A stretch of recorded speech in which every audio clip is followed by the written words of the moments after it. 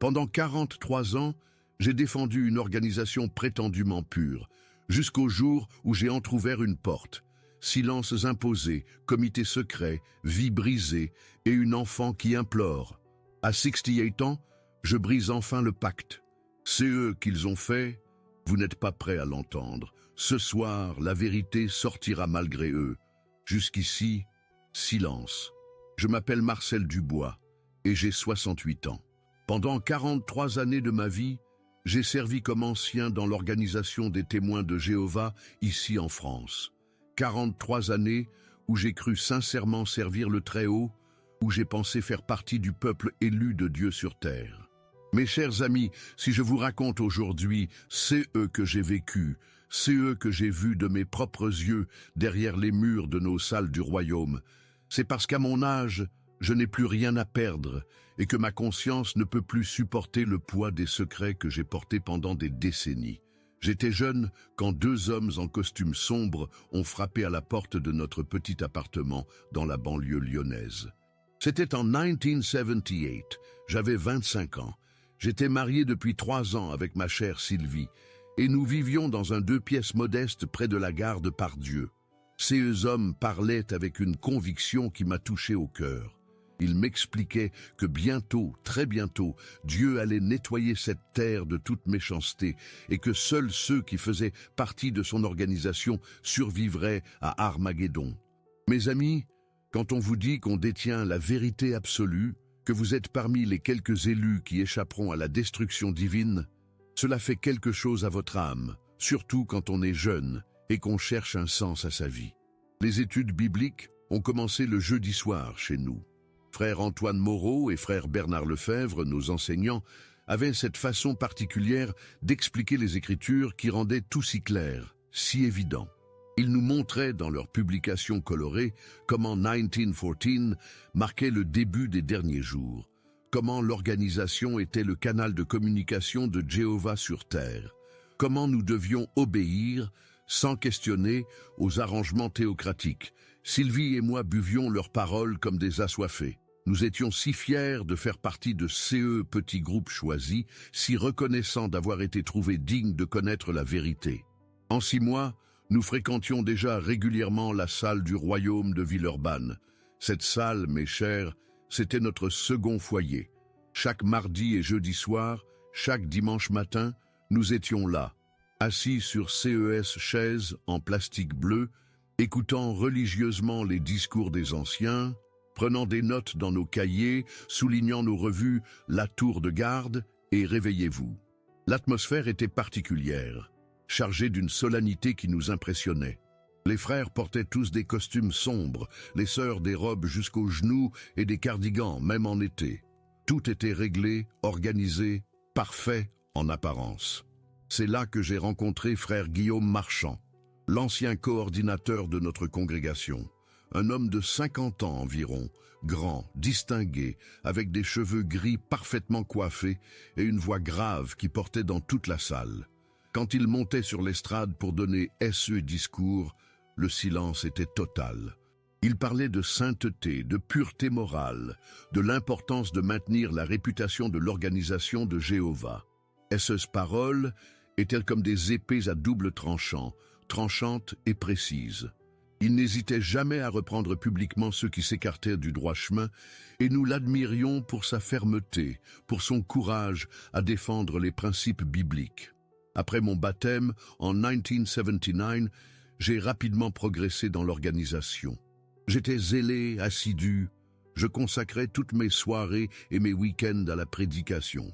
Sylvie et moi parcourions les quartiers de Lyon, frappant aux portes, distribuant nos publications, essayant de convaincre les gens que leur salut dépendait de leur acceptation du message des témoins de Jéhovah. J'aimais travail, mes amis. J'avais l'impression de sauver des vies, de participer à l'œuvre la plus importante de l'humanité. En 1982, j'ai été nommé assistant ministériel, puis ancien en 1985.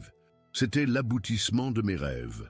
Faire partie du collège d'anciens, c'était avoir accès aux secrets de l'organisation, participer aux décisions importantes, juger les casses de discipline. J'étais fier comme un paon. je portais mes nouvelles responsabilités comme un badge d'honneur. Sylvie rayonnait de fierté à mes côtés. Nous étions devenus un couple exemplaire dans la congrégation, cité en exemple lors des assemblées de circonscription. Mais c'est précisément quand j'ai commencé à faire partie du collège d'anciens que mes yeux ont commencé à s'ouvrir sur des réalités que je n'aurais jamais imaginées. Les réunions du collège d'anciens avaient lieu une fois par mois dans l'arrière-salle de notre salle du royaume. Nous étions 5, Guillaume Marchand, le coordinateur, René Durand, l'ancien le plus âgé, Philippe Bonneau qui s'occupait de l'école théocratique, Claude Rousseau, responsable du service, et moi, le petit nouveau. Ces réunions étaient censées être des moments spirituels où nous prions ensemble pour la direction de Jéhovah dans nos décisions. La première chose qui m'a troublé, c'est l'attitude de mes collègues anciens envers les membres de la congrégation. Pendant les réunions, ils parlaient des frères et sœurs avec un mépris qui me glaçait le sang. René Durand appelait sœur Martine Leclerc, une veuve âgée qui avait des difficultés financières, la pleurnicharde. Philippe Bonneau se moquait ouvertement de frère Jacques Petit, un homme simple qui balbutiait quand il donnait ses discours, le surnommant le bègue. Et Guillaume Marchand, notre coordinateur si respecté, riait à CES plaisanteries cruelles, ajoutant ses propres commentaires méprisants. Mais le véritable choc est venu quand j'ai découvert les dessous de leur comité judiciaire. Un soir de novembre 1985, nous avons été convoqués pour juger le cas de Stéphanie Moreau, une jeune fille de 19 ans qui avait été surprise en train d'embrasser son petit ami dans un parc. Ses parents l'avaient dénoncée aux anciens, espérant qu'une réprimande la remettrait dans le droit chemin. Pendant 3 heures, mes chers amis, 3 heures entières, nous avons interrogé cette pauvre enfant sur les détails les plus intimes de sa relation. Guillaume Marchand insistait pour savoir exactement où le garçon l'avait touchée, comment elle s'était sentie, si elle avait éprouvé du plaisir. Les questions étaient si explicites, si humiliantes, que la jeune fille sanglotait sans pouvoir s'arrêter. Ce qui m'a le plus dérangé, c'est l'expression sur le visage de Guillaume pendant cet interrogatoire. Il y avait quelque chose dans ses yeux, une lueur que je n'arrivais pas à identifier, mais qui me mettait mal à l'aise. René Durand aussi semblait prendre un plaisir malsain à poser ces questions indiscrètes. À la fin de la séance, ils ont décidé d'exclure Stéphanie pour conduite lascive. Une gamine de 19 ans jetée à la rue par sa propre famille pour un baiser. Quand je suis rentré chez moi ce soir-là, j'ai eu du mal à regarder Sylvie dans les yeux. Quelque chose en moi s'était brisé. Les mois suivants ont apporté d'autres révélations troublantes. J'ai découvert que Guillaume Marchand, notre coordinateur si moral, si intransigeant sur les questions de pureté, avait une double vie que personne ne soupçonnait. Un soir où j'étais resté tard à la salle du royaume pour préparer un discours, je l'ai vu sortir discrètement par la porte de derrière. Intrigué par son comportement furtif, je l'ai suivi à distance.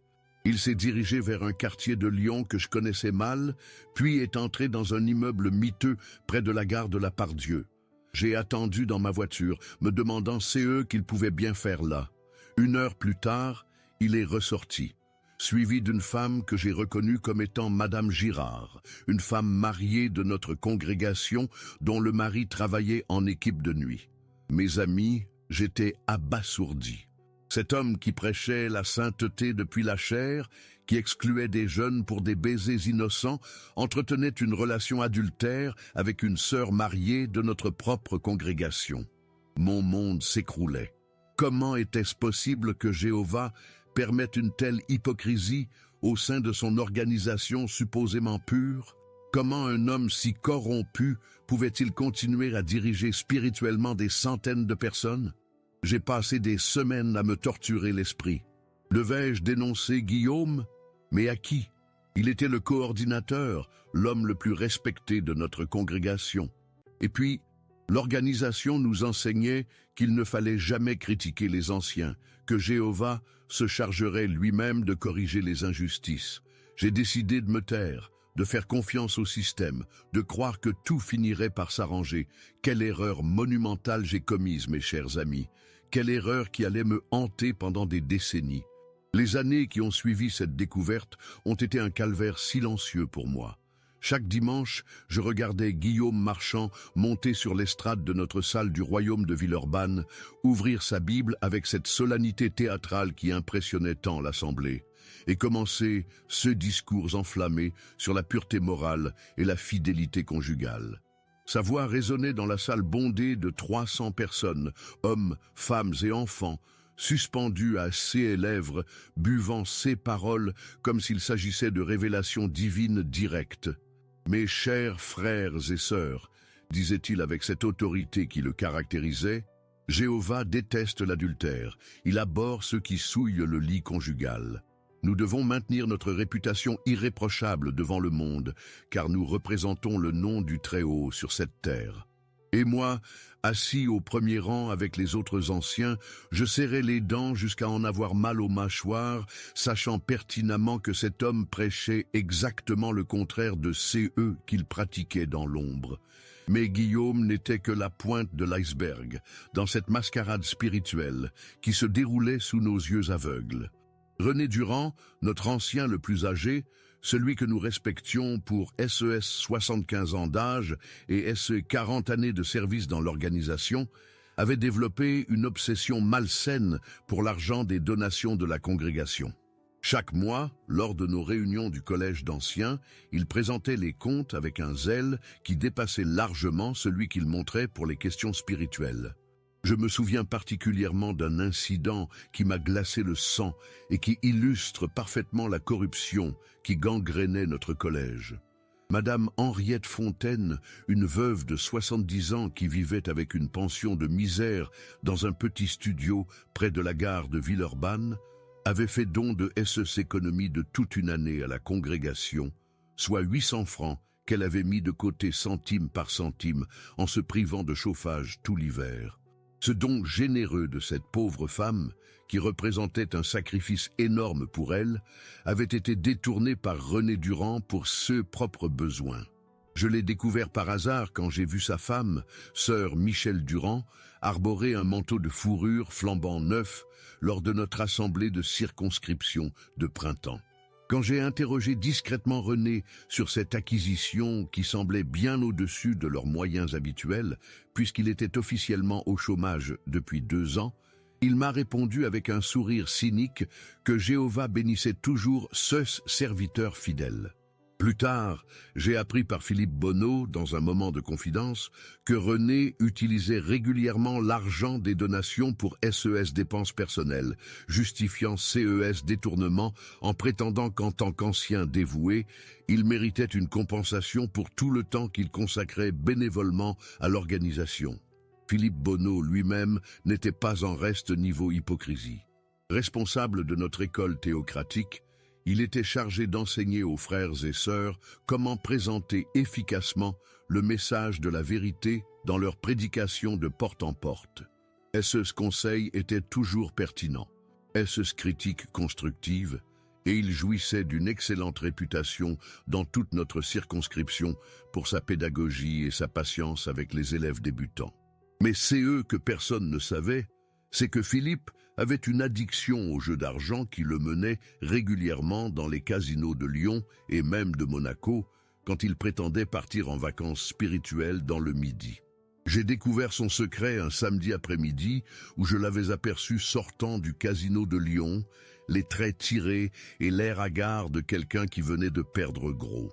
Quand je l'ai confronté le lendemain, il a éclaté en sanglots, m'avouant qu'il avait déjà perdu plus de 50 000 francs au jeu, endettant sa famille jusqu'au cou, et qu'il ne savait plus comment s'en sortir.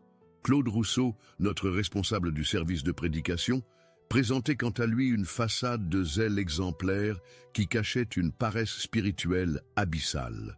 Chaque mois, il nous présentait des rapports de prédication impressionnants, avec des heures de service qui dépassaient largement la moyenne de la circonscription. Il organisait des réunions spéciales pour encourager les proclamateurs moins actifs, donnait des discours motivants sur l'urgence de l'œuvre de prédication et était régulièrement cité en exemple lors de nos assemblées. La réalité était tout autre. Claude falsifiait systématiquement ses rapports d'activité, inscrivant des heures fictives qu'il n'avait jamais effectuées. Au lieu de prêcher, il passait ses matinées de samedi dans les cafés de Lyon à lire le journal et à jouer au tiercé, puis rentrait chez lui pour remplir ses feuilles de rapport avec des chiffres inventés de toutes pièces. Pire encore, il encourageait discrètement d'autres frères à faire de même, leur expliquant que Jéhovah comprenait les circonstances difficiles et que l'intention comptait plus que les actes réels. Mes chers amis, imaginez dans quel état d'esprit je me trouvais, connaissant tous ces secrets honteux, assistant semaine après semaine à cette comédie spirituelle où des hommes corrompus prêchaient la droiture à des familles sincères qui leur faisaient une confiance aveugle. Chaque réunion devenait un supplice pour moi.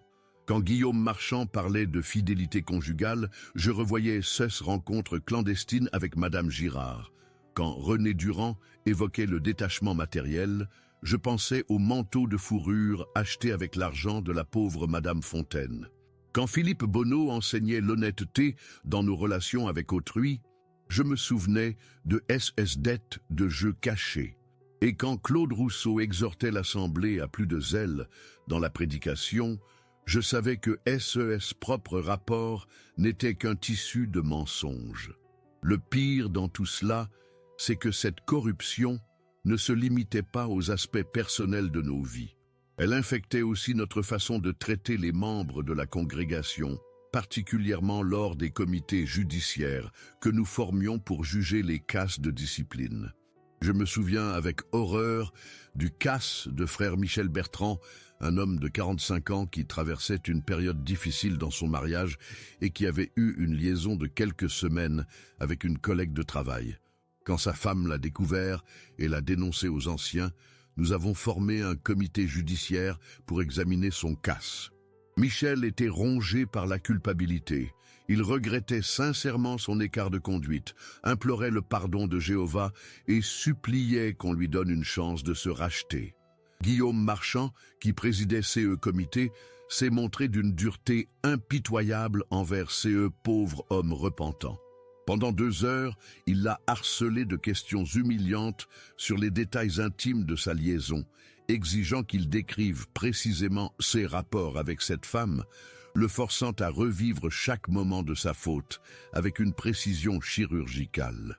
L'ironie de la situation me donnait la nausée. Cet homme qui vivait lui-même dans l'adultère depuis des mois se permettait de juger impitoyablement un frère sincèrement repentant.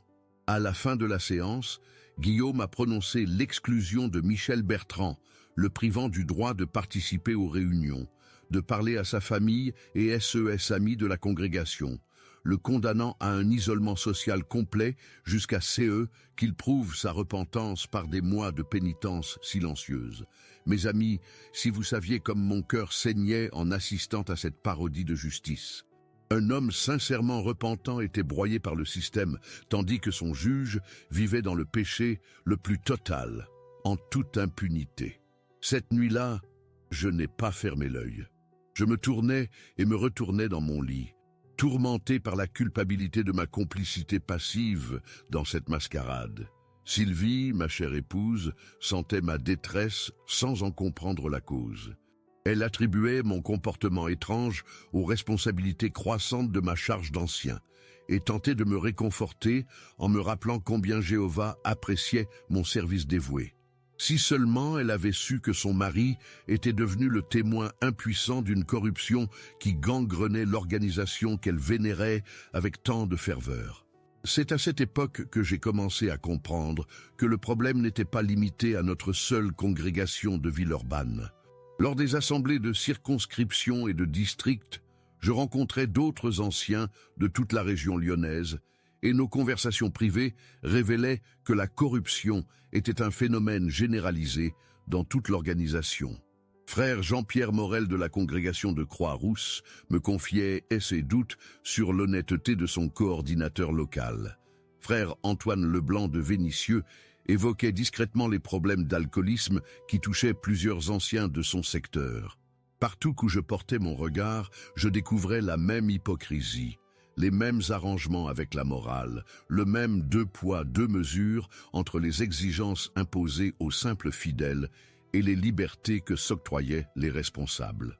L'écroulement de mes certitudes s'est accéléré quand j'ai commencé à remettre en question non seulement le comportement des hommes qui dirigeaient l'organisation, mais aussi les enseignements eux-mêmes. Comment une organisation prétendument dirigée par l'Esprit Saint de Jéhovah pouvait-elle tolérer un tel niveau de corruption dans ses rangs dirigeants? Comment des hommes aussi corrompus pouvaient-ils être choisis et maintenus dans leurs fonctions s'ils étaient vraiment désignés par Dieu? Ces questions me hantaient jour et nuit, ébranlant les fondements même de ma foi en l'organisation des témoins de Jéhovah. Mais mes amis, vous qui m'écoutez maintenant, je sens vos cœurs battre à l'unisson du mien. Peut-être vivez-vous des situations similaires, peut-être avez-vous des doutes que vous n'osez pas exprimer, des questions que vous gardez enfouies au fond de vos âmes. Si c'est le cas, sachez que vous n'êtes pas seul dans cette bataille intérieure. Vos commentaires sous cette vidéo me touchent profondément. Chaque témoignage que vous partagez me rappelle que mon histoire peut servir à libérer d'autres consciences prisonnières. N'hésitez pas à me raconter vos propres expériences, vos doutes, vos découvertes. Ensemble, nous formons une famille de cœurs sincères qui cherchent la vérité au-delà des mensonges institutionnels. Et si cette histoire vous touche, si elle résonne avec votre vécu, abonnez-vous à cette chaîne pour ne rien manquer de la suite de mon témoignage. Votre soutien me donne la force de continuer à révéler ces vérités cachées que j'ai gardées en moi pendant trop d'années. C'est en 1988 que ma vision de l'organisation des témoins de Jéhovah a basculé définitivement dans l'horreur absolue. Cet événement, mes chers amis, reste gravé dans ma mémoire comme au fer rouge. Et même aujourd'hui, 35 ans plus tard, mes mains tremblent encore quand j'y repense. Tout a commencé avec l'arrivée dans notre congrégation de Villeurbanne, d'une famille que nous avons accueillie comme une bénédiction divine. Frère Daniel Moreau, sa femme sœur Isabelle et leurs 3 enfants venaient de Marseille, où Daniel avait perdu son travail dans la construction navale. Ils cherchaient un nouveau départ dans la région lyonnaise, et notre congrégation les a adoptés avec l'enthousiasme typique que nous réservions aux nouveaux arrivants prometteurs. Daniel était un homme travailleur d'une 40aine d'années, aux mains calleuses et au regard franc, qui avait été ancien dans sa précédente congrégation avant que les difficultés financières ne l'obligent à déménager. Isabelle, douce et effacée comme l'organisation enseignait aux femmes à être, s'occupait parfaitement de leurs 3 enfants. Thomas, 15 ans, Marie, 12 ans, et le petit Paul qui n'avait que 8 ans. Cette famille représentait exactement le modèle que nous prônions. Un père spirituellement fort, une mère soumise et dévouée, des enfants élevés dans la crainte de Jéhovah et le respect des principes bibliques. Guillaume Marchand, notre coordinateur, a immédiatement pris la famille Moreau sous son aile protectrice. Il proposait régulièrement service pour aider Daniel à trouver du travail, invitait la famille à dîner chez lui et passait de longues heures à conseiller spirituellement Isabelle et les enfants, pendant que Daniel cherchait un emploi dans toute la région. Cette sollicitude particulière de Guillaume envers la famille Moreau m'a d'abord paru louable, un bel exemple de l'amour fraternel qui devait régner dans la congrégation. Mais très rapidement, certains détails ont commencé à m'alerter sur les véritables motivations de notre coordinateur. Guillaume organisait systématiquement visites pastorales chez les Moreau au moment où Daniel était absent, parti pour des entretiens d'embauche ou des recherches de logement. Il proposait à Isabelle des études bibliques approfondies sur des sujets complexes, prétextant qu'elle avait besoin d'un enseignement particulier pour s'adapter aux particularités de notre congrégation lyonnaise. Ces études avaient toujours lieu dans l'intimité du salon familial et duraient des heures entières pendant lesquelles Guillaume fermait les rideaux sous prétexte de créer une atmosphère propice à la méditation spirituelle. Un après-midi de novembre 1988, je passais dans le quartier où habitaient les Moreau pour rendre visite à un autre membre de la congrégation quand j'ai aperçu la voiture de Guillaume garée discrètement dans une rue adjacente à leur immeuble. Intrigué par cette précaution inhabituelle de sa part, j'ai décidé d'attendre pour voir ce qui se passait. 2 heures plus tard, Guillaume est sorti de l'immeuble des Moreau avec un comportement que je n'avais jamais observé chez lui. Il regardait nerveusement autour de lui, vérifiait que personne ne l'observait et avait l'air de quelqu'un qui venait de commettre un acte qu'il ne voulait surtout pas voir découvert. Son visage était rouge, ses cheveux ébouriffés et sa cravate de travers, détail qui contrastait fortement avec la tenue impeccable qu'il arborait habituellement. Le comportement d'Isabelle Moreau a également commencé à changer de façon notable après CES visite prolongée de Guillaume. Cette femme qui était arrivée dans notre congrégation rayonnante de joie spirituelle et d'espoir pour l'avenir devenait progressivement silencieuse, renfermée et semblait porter un poids invisible sur ses épaules.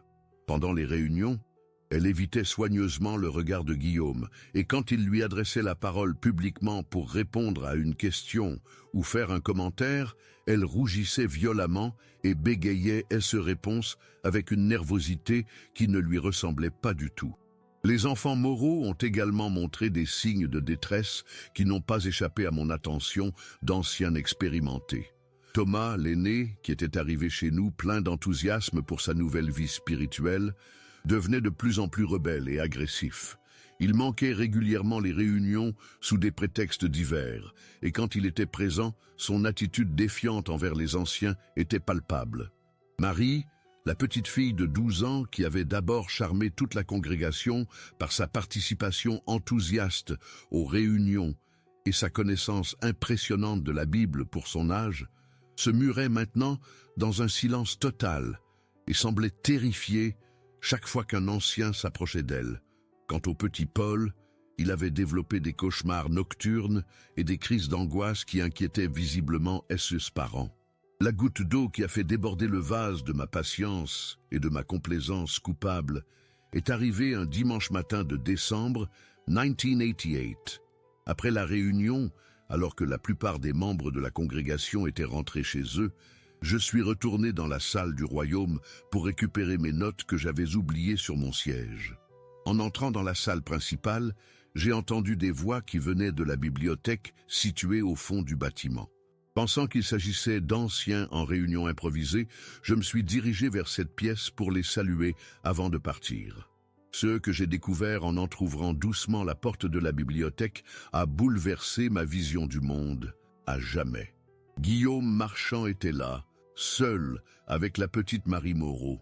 Cette enfant de 12 ans était assise sur ses genoux et Guillaume avait ses mains posées sur elle de façon totalement inappropriée. Le regard terrorisé de la fillette quand nos yeux se sont croisés restera gravé dans ma mémoire jusqu'à mon dernier souffle. Guillaume a sursauté en me voyant, a repoussé brutalement l'enfant qui est tombé de sa chaise et s'est levé en tentant maladroitement de rajuster ses vêtements froissés. L'excuse qu'il m'a donnée était pathétique et insultante pour mon intelligence. Il prétendait consoler Marie qui avait eu une crise d'angoisse pendant la réunion et qu'il l'avait emmenée dans la bibliothèque pour la calmer avec une étude biblique personnalisée sur les promesses réconfortantes de Jéhovah. Mais l'état de cette pauvre enfant ne mentait pas. Elle tremblait de tous ses membres, avait des larmes qui coulaient silencieusement sur ses joues et me regardait avec des yeux qui suppliaient un secours que je ne savais pas comment lui apporter. Guillaume, quant à lui, tentait de reprendre contenance avec cette arrogance caractéristique qui lui servait habituellement à intimider ceux qui osaient le questionner. Cette nuit-là, j'ai pris une décision qui allait changer le cours de ma vie pour toujours. Je ne pouvais plus fermer les yeux sur CE que je venais de voir. Une enfant de 12 ans était en danger. Et mon silence de CES dernières années avait peut-être permis que d'autres situations similaires se produisent sans que j'en aie connaissance. Ma conscience ne me permettait plus de continuer à jouer le rôle de l'ancien respectable qui protège la réputation de l'organisation au détriment de la sécurité des plus vulnérables. J'ai décidé de parler, quelles qu'en soient les conséquences pour ma position, ma famille et ma vie entière, construite autour de cette organisation que je servais depuis 10 ans avec un dévouement total. Le lendemain matin, j'ai demandé à rencontrer Daniel Moreau en privé. Nous nous sommes retrouvés dans un petit café près de la gare de Villeurbanne, loin des regards indiscrets de la congrégation. Daniel avait l'air fatigué, préoccupé par ses recherches d'emploi qui n'aboutissaient pas. Et il a d'abord pensé que je venais lui proposer une opportunité de travail ou l'encourager spirituellement dans cette période difficile. Quand je lui ai raconté que j'avais vu la veille dans la bibliothèque de notre salle du royaume, son visage s'est décomposé progressivement. D'abord l'incrédulité, puis la colère, puis une douleur profonde qui transparaissait dans ses yeux de père déchiré par la révélation que sa fille chérie était victime de celui qu'il respectait le plus dans l'organisation. Daniel m'a confié que Marie avait effectivement changé de comportement derniers mois, qu'elle faisait des cauchemars, refusait parfois d'aller aux réunions et semblait avoir développé une peur inexplicable des hommes d'autorité. Isabelle et lui avaient attribué changement au stress du déménagement et aux difficultés d'adaptation à leur nouvelle vie lyonnaise, sans jamais imaginer la véritable cause de la détresse de leur fille. Daniel était un homme simple et droit, qui croyait sincèrement que les anciens des témoins de Jéhovah étaient des hommes de Dieu irréprochables.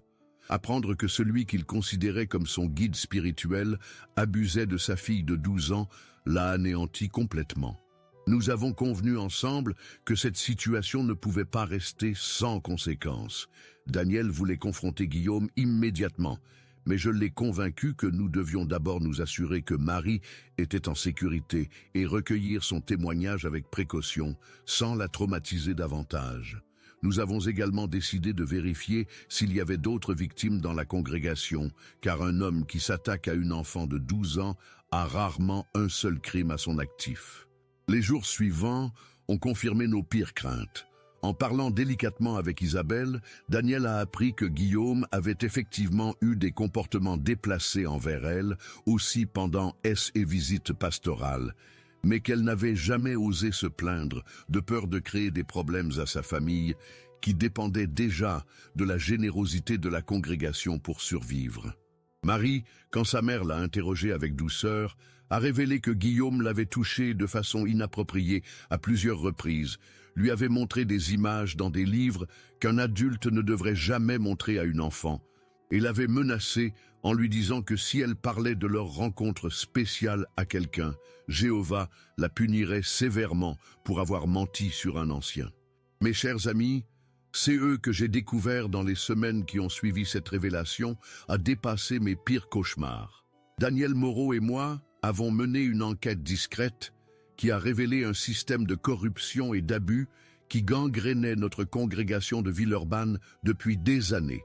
Guillaume Marchand n'était pas un prédateur isolé agissant de façon impulsive, mais le cerveau d'un réseau organisé qui exploitait la structure hiérarchique des témoins de Jéhovah pour assouvir Pulsion et celle de complices anciens.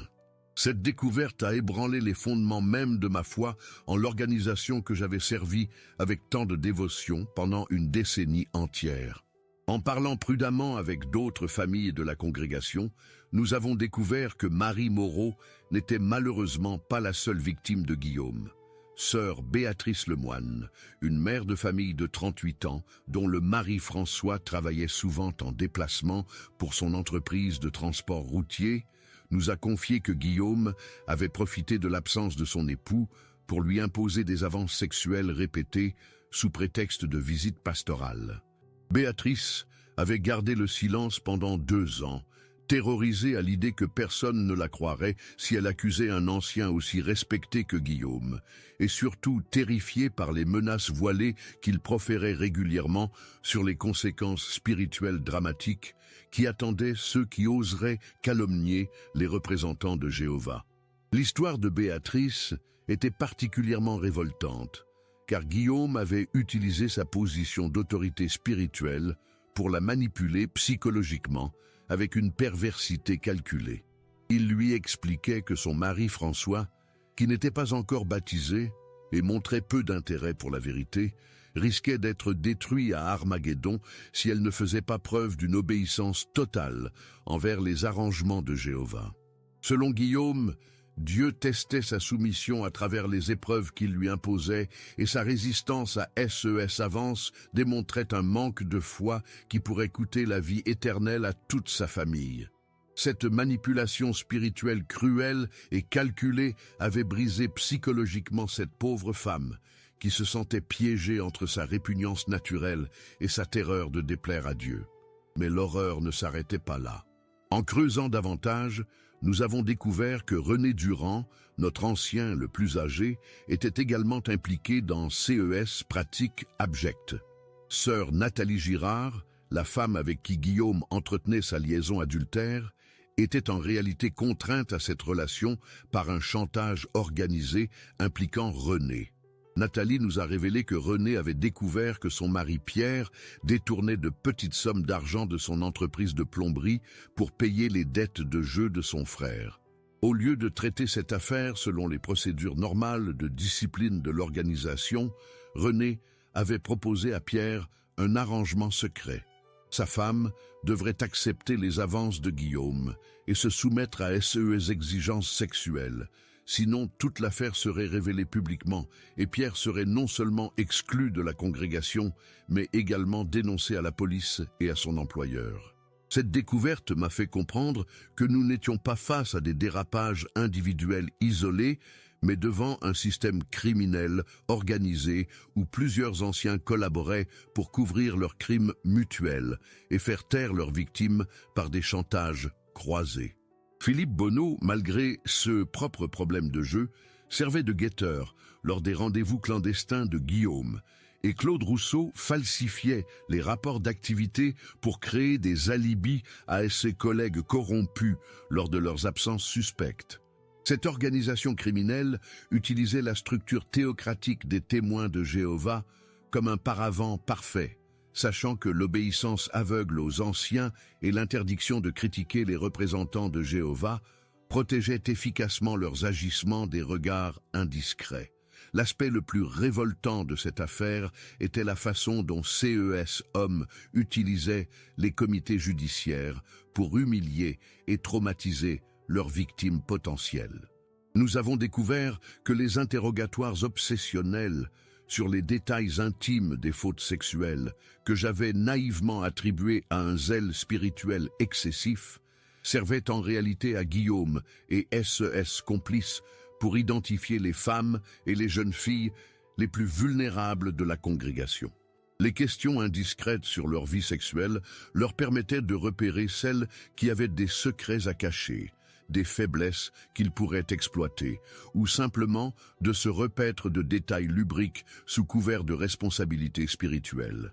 Sœur Catherine Dubois, une jeune femme de 22 ans qui avait été jugée l'année précédente pour avoir eu des relations prématrimoniales avec son fiancé, nous a raconté que Guillaume l'avait convoquée à plusieurs reprises après son comité judiciaire sous prétexte de vérifier SES progrès spirituel.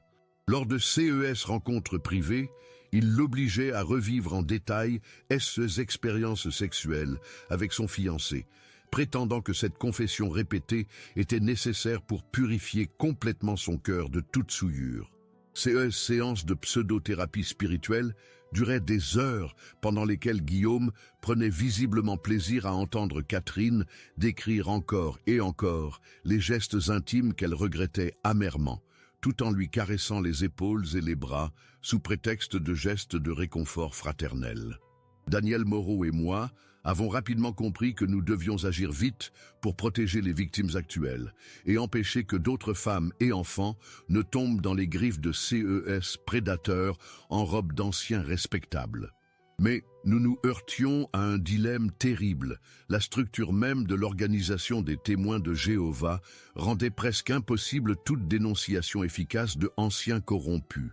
Les procédures internes exigeaient au minimum 2 témoins pour toute accusation portée contre un ancien, condition pratiquement impossible à remplir dans des cas d'abus sexuels qui se déroulent toujours dans l'intimité et le secret. De plus, l'organisation décourageait systématiquement SES membres de porter leurs différends devant les tribunaux civils, considérant qu'il s'agissait là d'un manque de foi dans la capacité de Jéhovah à régler les problèmes en interne. Nous avons d'abord tenté de suivre la voie hiérarchique officielle en contactant le surveillant de circonscription, frère André Martineau, qui supervisait plusieurs congrégations de la région lyonnaise. Cette démarche s'est révélée être une erreur catastrophique qui a failli coûter la sécurité de toutes nos familles. André Martineau, au lieu d'enquêter sérieusement sur nos accusations, a immédiatement contacté Guillaume pour l'informer que des rumeurs malveillantes circulaient à son sujet. Guillaume a alors lancé une contre-offensive préventive d'une efficacité redoutable, répandant dans toute la congrégation des insinuations sur l'instabilité mentale de Daniel Moreau, supposedly causée par SES difficultés financières prolongées, et sur mes propres prétendues tendances à l'orgueil spirituel qui me pousseraient à critiquer mes frères anciens par jalousie de leur autorité. Cette campagne de dénigrement orchestrée par Guillaume a eu des effets dévastateurs sur nos familles.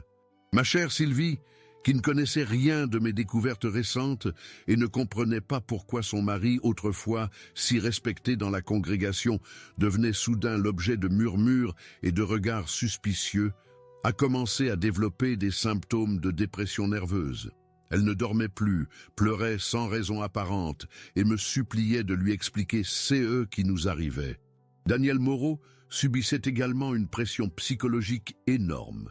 SES Recherche d'emploi était saboté par des membres de la congrégation qui contactaient discrètement SES employeurs potentiels pour les prévenir qu'il s'agissait d'un homme instable et peu fiable. La situation est devenue critique quand Guillaume et SES complices ont décidé de passer à l'offensive directe contre nos familles. Ils ont organisé une réunion spéciale du collège d'anciens élargis, incluant le surveillant de circonscription et 2 anciens d'une congrégation voisine, pour examiner CE qu'ils présentaient comme un CAS grave d'apostasie et de rébellion contre l'autorité théocratique.